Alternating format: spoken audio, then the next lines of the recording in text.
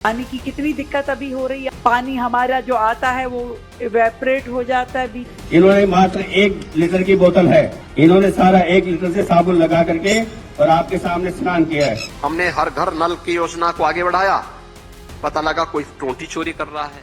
दोस्तों, बीजेपी की सरकार की एक खासियत है, अगर जनता कहे कि पानी नहीं आ रहा तो सरकार नल ठीक कराने नहीं आएगी, बल्कि नहाने का नया कोर्स लेकर आ जाएगी।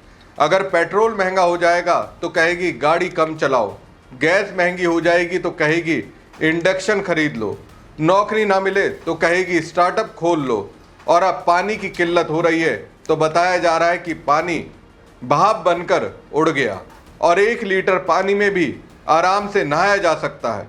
लगता है सरकार अब समस्याओं का समाधान नहीं, एडजस्टमेंट साइंस पढ़ा रही है। जनता पूछ रही है पानी कहाँ है, और जवाब मिल रहा है पानी तो था लेकिन गर्मी देखकर आसमान की तरफ निकल लिया। जनता पूछ रही है समाधान क्या है, तो कहा जा रहा है पहले एक बोतल में नहाने की प्रैक्टिस कीजिए।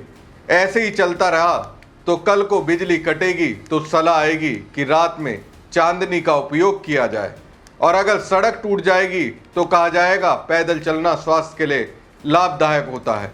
यानी समस्या चाहे जितनी बड़ी हो, बीजेपी के पास उसका समाधान बाद में और ज्ञान पहले पहुंच जाता है।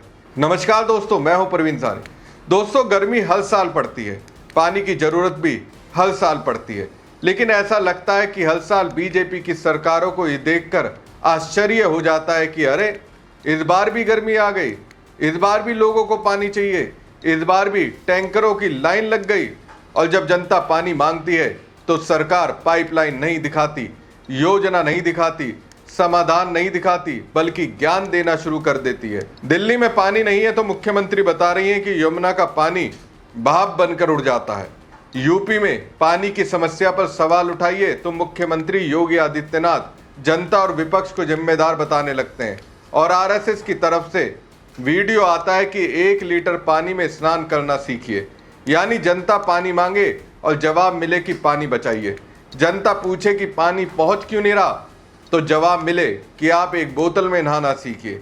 अब सवाल यह है कि सरकारें आखिर बनी किस लिए हैं, लोगों को पानी उपलब्ध कराने के लिए या लोगों को कम पानी में जीने का परीक्षण देने के लिए। दोस्तों, बीजेपी की सरकार की एक खासियत है, अगर जनता कहे कि पानी नहीं आ रहा तो सरकार नल ठीक कराने नहीं आएगी, बल्कि नहाने का कोर्स लेकर आ जाएगी। ऐसे ही चलता रहा तो कल को बिजली कटेगी तो सलाह आएगी कि रात में चांदनी का उपयोग कीजिए। सड़क टूट जाएगी तो कहा जाएगा कि पैदल चलना स्वास्थ्य के लिए लाभदायक होता है। यानी समस्याएं चाहे जितनी बड़ी हो, बीजेपी के पास उसका समाधान बाद में और ज्ञान पहले पहुंच जाता है। दोस्तों, दिल्ली में इस वक्त पानी की किल्लत को लेकर हाहाकार मचा हुआ है। लोगों को टैंकरों का इंतजार करना पड़ रहा है, कई इलाकों में सप्लाई प्रभावित है। जनता ये जानना चाहती है कि सरकार ने इसके लिए क्या तैयारी की थी। लेकिन जब मुख्यमंत्री रेखा गुप्ता से सवाल पूछा गया तो जवाब सुनकर लोगों को लगा कि शायद जल विभाग अब विज्ञान की किताब लिखने की तैयारी कर रहा है। पानी की कितनी दिक्कत अभी हो रही है आजकल के समय में, जब इतनी भरी गर्मी पड़ रही है। पानी हमारा जो आता है वो इवेपोरेट हो जाता है, बीच में कुछ पानी, तो उसके कारण शॉर्टेज हो जाती है। सुना आपने, मुख्यमंत्री कह रही है कि भीषण गर्मी में यमुना का पानी भाप बनकर उड़ जाता है। अब जनता भी सोच रही होगी कि अच्छा, तो इतने सालों से वैज्ञानिक, इंजीनियर और जल विशेषज्ञ बेकार में मेहनत कर रहे थे। समाधान तो इतना आसान था। अगर पानी उड़ रहा है तो शायद अगला प्रोजेक्ट यमुना पर ढक्कन योजना हो सकता है। दिल्ली वालों ने बीजेपी को इसलिए वोट नहीं दिया था कि उन्हें बताया जाए कि पानी कैसे उड़ता है। लोगों ने वोट इसलिए दिया था कि पानी उनके घर तक पहुंचे।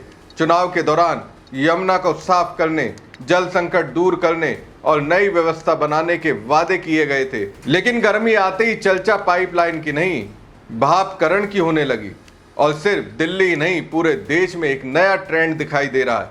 सरकारें सुविधाएं बढ़ाने से ज्यादा लोगों को कम सुविधाओं में जीना सिखाने पर जोर देती दिखाई दे रही है। इसी बीच आरएसएस का एक वीडियो वायरल होता है। धोने में, पोछा लगाने में, फर्श धोने में और पेड़ पौधों में डाल के वो पानी बचा सकते हैं। हमारी कई बार टोटियां लीकेज होती है, उनको भी ठीक करके हम कई प्रकार से पानी की बचत कर सकते हैं।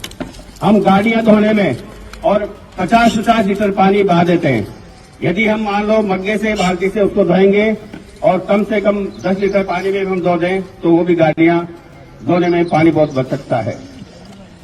टोटियां टंकियां ओवरफ्लो हो जाती है, उनके द्वारा भी हम और पानी की बचत कर सकते हैं।